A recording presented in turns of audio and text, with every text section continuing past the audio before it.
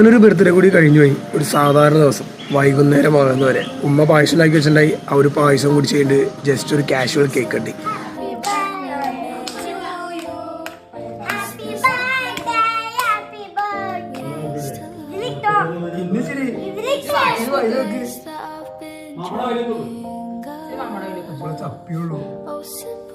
അത് കഴിഞ്ഞിട്ട് birthday vlog ചെയ്യാനുള്ള മെയിൻ കാരണം കഴിഞ്ഞ കൊല്ലം മുതൽ ഇത്താത്തയുടെ പിള്ളേരുന്ന ഗിഫ്റ്റ് അത് ഓൾവേസ് ക്രിയേറ്റീവ് ഉള്ള സാധനങ്ങളാണ്. ഇത്തവണ തന്ന ഗിഫ്റ്റും അതുപോലെ തന്നെ വളരെ ക്രിയേറ്റീവ് ആയിരുന്നു. ഗിഫ്റ്റ് തരുമെന്ന് പ്രതീക്ഷയുണ്ടെങ്കിലും ഓരോ തവണ വരുന്നതും ഓരോ വ്യത്യസ്തമായിട്ടുള്ള ഗിഫ്റ്റാണ്.